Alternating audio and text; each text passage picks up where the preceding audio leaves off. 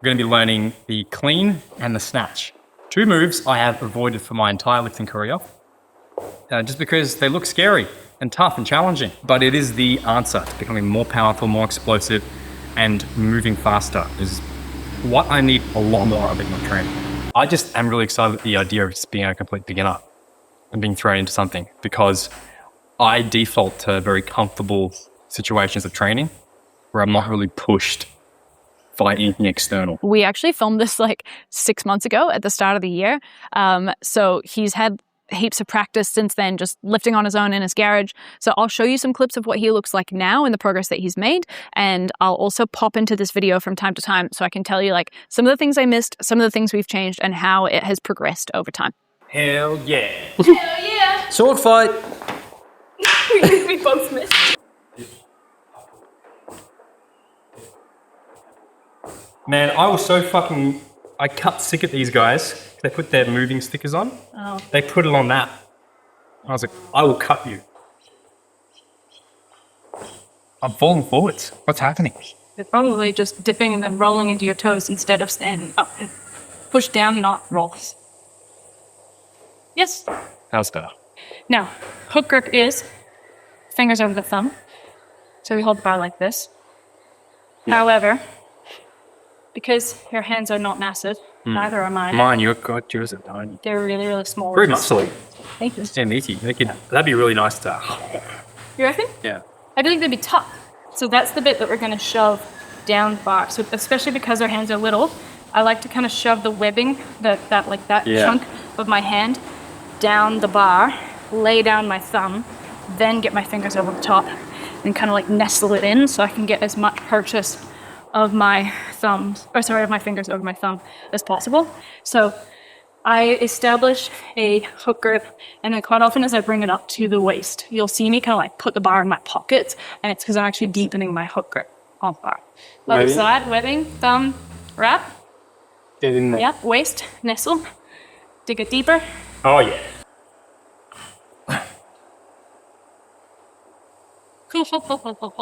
Hold. Learning stability over here. Push the bar up, pushing pressure. Height goes where? Good boy, squeeze, squeeze, squeeze, squeeze. Oh. Rest. Okay, this was the first thing that I missed. I was convinced that Eugene had let go of his hook grip when he was in his overhead position, but he hadn't. So it was only like a couple weeks later that I was like, bro, why are you still in hook grip overhead? You should be letting go of the hook grip on the bar in your overhead position, which he found out late, and that's on me. I just knocked my head just in the bar. Did you have to? Yeah. You right? Yeah, no, it's fine. It was just grazed. I felt my life flash from my eyes. Like my level 2 weightlifting New Zealand thing, my coach Richard Patterson, and he was like, this is my athlete who I train regularly, and she is going to show you the jerk with the bruise. No, this is the empty bar. And so I've set myself in all the positions Rich has taught me since day one, and I jerked it into my nose and gave myself a nosebleed.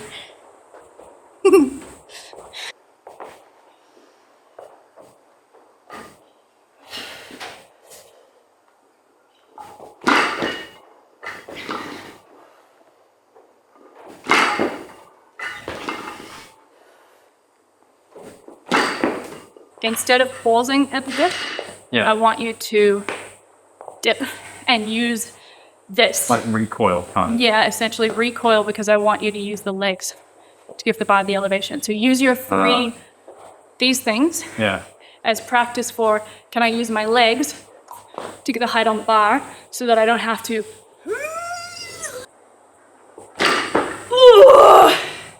Almost missed it. I hit my fucking elbow on that second one.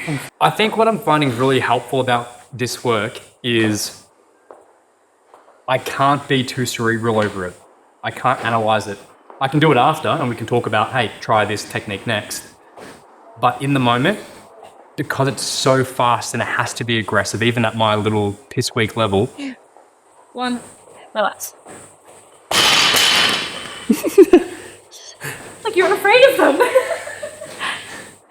It's quite loud. I can't think. I've got to just do. Yeah. Where everything else I do in the gym, even for strength or muscle, it's always thinking about analyzing the technique during the movement as well. Yes. Whereas it's just pure expression. Good. Like that. Rest. Up. Yes. Better. Yes. Press. Elevate. Drop the chin. Tiny bit. You're there. Okay, bring to the waist.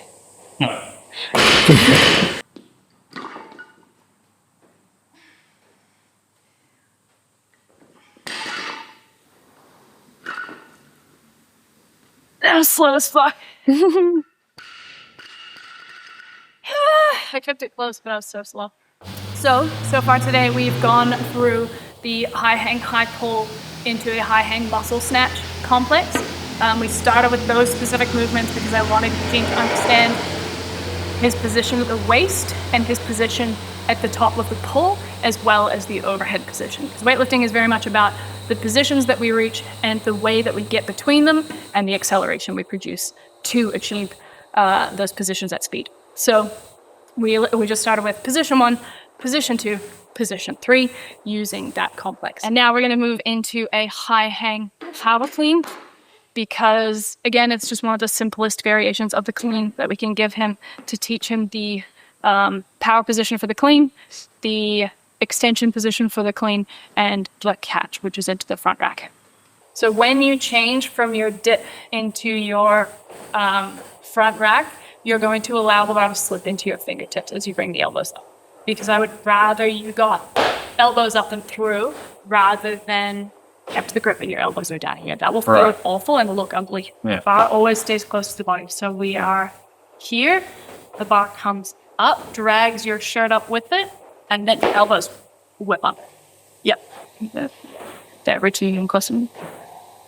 Good luck. So the reason I'm putting my hands too far away is because I actually want you to reach them forward up, because that will create a better shell for your back or the back to sit on. We actually want your shoulder blades to go like... Yeah, no, I can do that. Yeah, so that's fine. This is where you're going to catch your cleans at least now. Yeah. So Eugene's front rack is pretty bad. So we had to do a little bit of work on like being able to get his elbows up. And over the past 6 months, he has made some really good development with it. But that is definitely holding him back in these cleans of not being able to get into a nice catch position. And the other thing that was holding him back was we tried from the high hang at first, and I just think he needed to go down to the hang so he could feel those positions better. So in hindsight, I probably would have taken him to the hang rather than the high hang to begin. I'm scared of my dick. That's what it is. I do not know how to help you with that.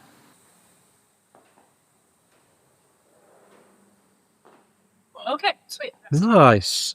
Well, big effort. Push through the ground. Yeah. That's better. Damn, boy. Lovely. Again. Eugene. Yep, I'd like the knees out a little bit. That'll help you not hit the fingers.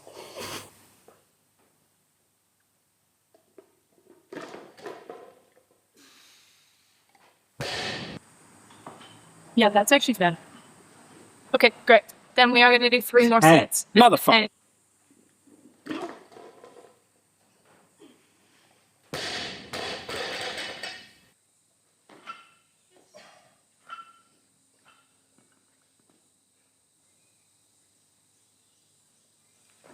Yep.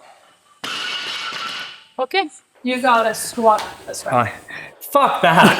Shit, I forgot about the rest of the workout. Yeah, there is a rest of the set. Holy shit. This is just the warm-up. Holy shit. But we could have a snack break. I think so. Push it. Yeah. How was that, Anna? Okay, rest. We're getting somewhere. Nice one, brother. Did the thing. Alright, got it. Yeah. Power. Power. We typically want our most neurally intensive, like brain intensive activities to come earlier in the session, because if you do the powerful, fast stuff after your heavy stuff, you're too dumb, slow, and tired to do it well. That makes sense. Sequencing matters. Yeah. Do some sissies instead. Angela and sissies. Oh, yeah, that's a good idea. Yeah, that's quality. Sorry, you said that was what, Anna? Well, I said the word a good idea. I'm gonna regret those stuff. I've been in gyms, like weightlifting and CrossFit gyms, where someone with a 140 kilo back squat picks up a 7 kilo dumbbell to do a set of Bulgarian split squats. And that is just not heavy enough for accessory work. So what you'll see next in this session is Eugene and I doing accessories, because that's what was programmed for me at a relatively high level, both in terms of the intensity we push to and the weights that we use, because that's how it should be done. The Fargle.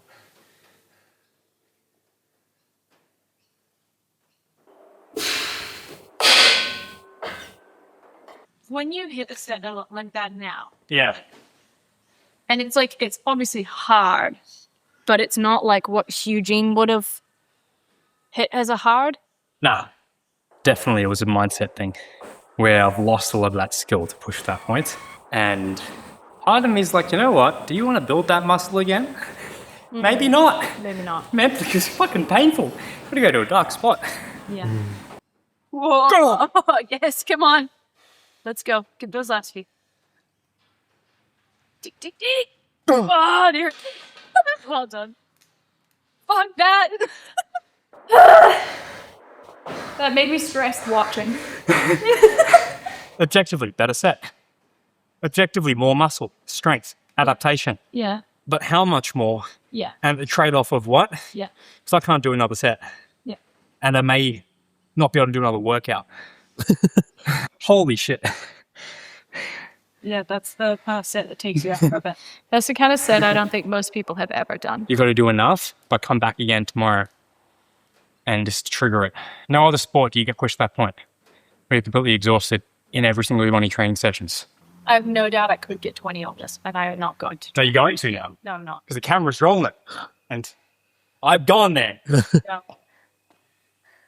You must. No.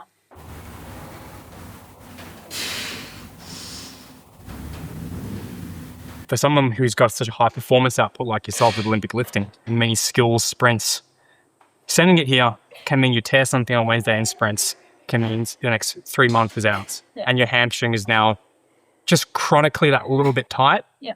for the next 6 months. Yeah. And it could be from 1 or 2 workouts where you were like, 1 rep at a time, brother. Yeah. Fucking go. It's not worth it.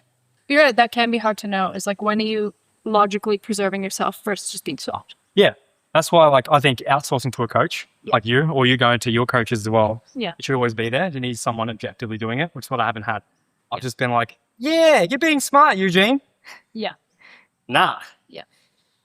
Like, even today, making the choice between, like, should I go up to 80 on the full cleans, even though they're a bit ugly? No. The answer was definitely no.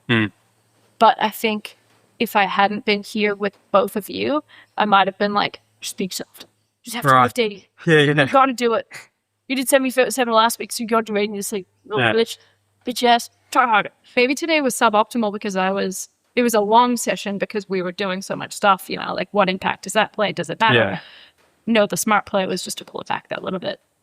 But those decisions are hard. Very hard. Outsourcing to someone else is much better. That's why coaches, like, a good athlete has a coach. Yeah.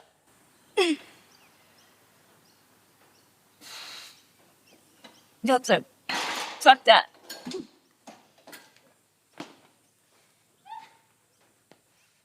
Look at that sweat, bro.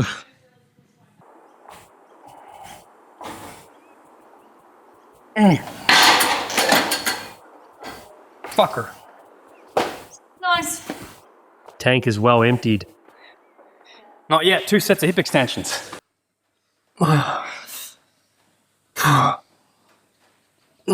Shall you get at least 41? Oh, we're down to partials. He's hurting. Yeah. Or That was gets it. painful. I was 31, I think. 31. Oh. Erectors. Use hamstrings. Yeah, my erectors were fine. Man, my erectors are like screaming. And always erect. Yeah, no. That's it. Oh no! We've lost him. Dizzy? Yeah, Up, down? yeah, And yeah, erector and burping. yep, Shit. yep. Well, big day. Big down the tools for Eugene. Yeah. Yeah. Holy shit. Yeah.